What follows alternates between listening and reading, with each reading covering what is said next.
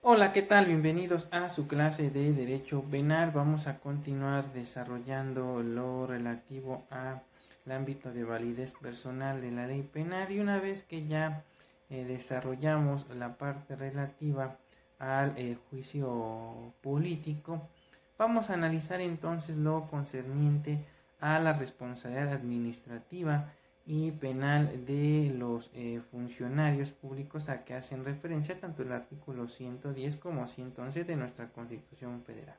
Ahora bien, por cuanto hace a la responsabilidad administrativa, la suspensión, destitución, inhabilitación y la sanción pecuniaria, además de otras que legítimamente procedan, son las sanciones que en su caso pueden imponerse como consecuencia del procedimiento administrativo disciplinario que se siga en contra de los servidores públicos que realicen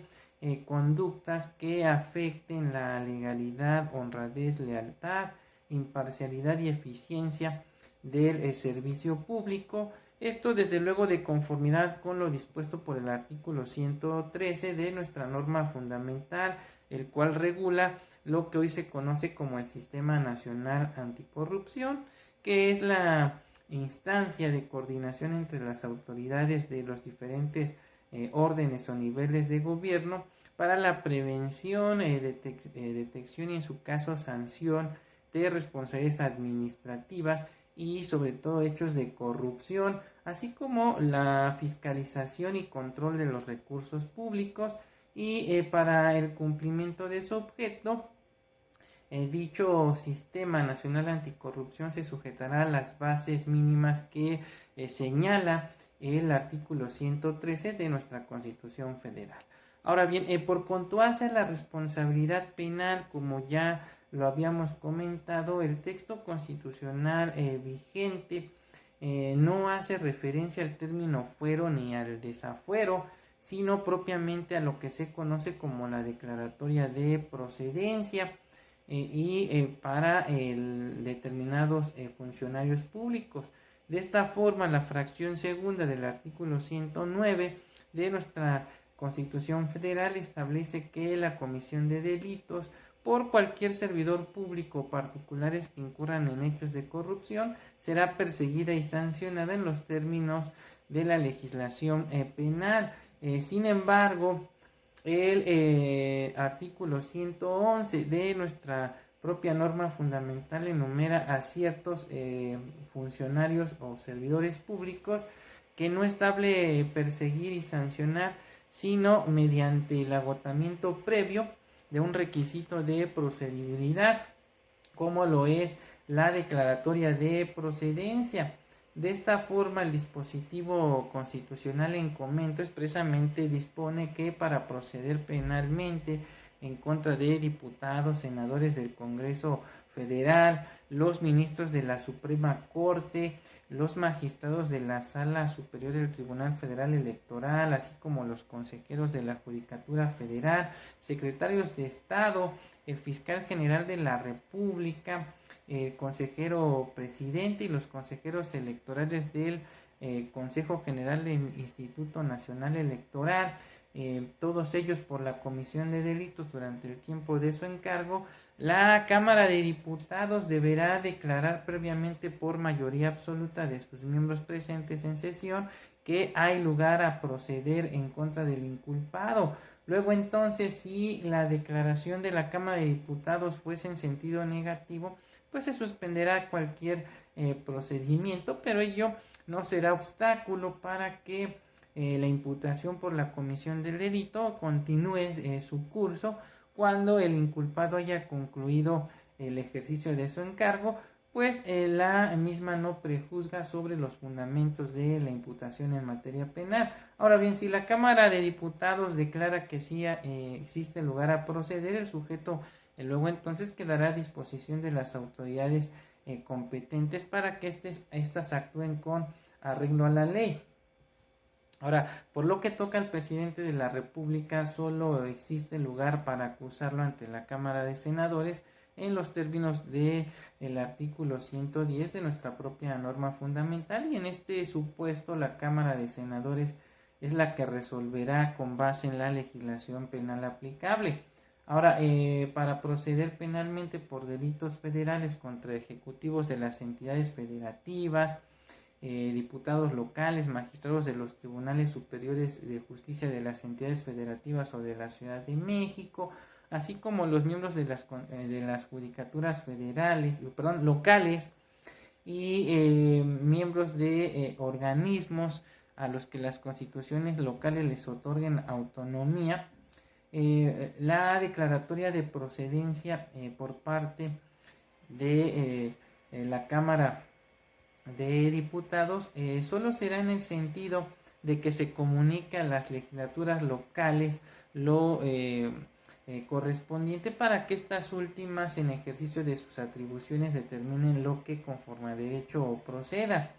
Finalmente, es importante precisar que las declaraciones y resoluciones que emita la Cámara de Diputados en ejercicio de este procedimiento denominado declaratoria de procedencia, pues son inatacables, es decir, no procede en contra de ellas ni un recurso ordinario, ni mucho menos el juicio de amparo. Ahora bien, por otro lado, es importante precisar que el efecto de la declaración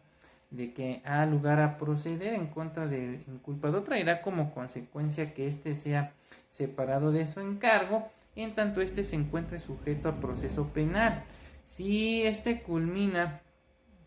en sentencia absolutoria, el inculpado entonces podrá reasumir su función. En caso de que la sentencia sea condenatoria y se trate de un delito cometido durante el ejercicio de su encargo, no se le concederá al reo la gracia del indulto. Por otra parte, es importante precisar que esta cuestión de la declaratoria de procedencia solamente será necesaria en la materia penal. Luego entonces, tratándose de demandas del orden civil, no se requerirá de dicho requisito de procedibilidad. Las sanciones que en su caso se le aplicarán al responsable serán las dispuestas en la legislación penal, y tratándose de delitos por cuya comisión el autor obtenga algún beneficio económico o cause daños o perjuicios patrimoniales, deberán graduarse de acuerdo con el lucro obtenido y con la necesidad de satisfacer los daños y perjuicios ocasionados con su conducta delictiva. Y finalmente, es importante precisar que las sanciones económicas no podrán exceder de 3 tantos de los beneficios obtenidos o de los daños y perjuicios causados. Ahora bien, para concluir con el presente tema, es importante precisar que algunos autores suelen clasificar a los funcionarios en 3 categorías, como lo es en la primera. Se encuentran los relativos a los senadores, diputados del Congreso de la Unión, los ministros de la Corte, de la Suprema Corte de Justicia de la Nación, los consejeros de la Judicatura Federal, los secretarios de Estado, el fiscal general de la República, los magistrados de circuito y los jueces de distrito, el consejero presidente y los consejeros electorales, así como el secretario ejecutivo del Instituto Nacional Electoral, los magistrados del Tribunal Federal Electoral, así como los integrantes de los organismos constitucionales autónomos, entre otra serie de funcionarios que la doctrina considera como de alto rango. Luego tenemos una segunda categoría que se encuentra representada por los ejecutivos de las entidades federativas y de la Ciudad de México, los diputados locales, los magistrados de los tribunales superiores de justicia local, los miembros de los consejos de la judicatura, igual de las entidades federativas o de la Ciudad de México, así como los miembros de los organismos a los que las constituciones locales les otorgan cierta autonomía. Y finalmente tenemos una tercera categoría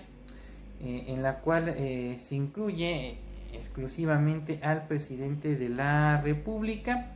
quien durante el tiempo de su encargo solo podrá ser acusado por violaciones graves a la Constitución y a las leyes federales que de ella emanen, así como por el manejo indebido de fondos y recursos federales, pues así lo dispone expresamente el artículo 111, párrafo cuarto de nuestra propia Constitución Federal. Bien, con esto estaríamos concluyendo entonces el tema relativo a el ámbito de validez personal de la ley penal y consecuentemente lo relativo a los ámbitos de validez de la ley penal. Siendo todo lo que tenemos que manifestar por hoy, se despide como siempre de ustedes su amigo y atento servidor, el doctor Eduardo Preciado, y nos estaremos viendo en futuros videos. Hasta pronto.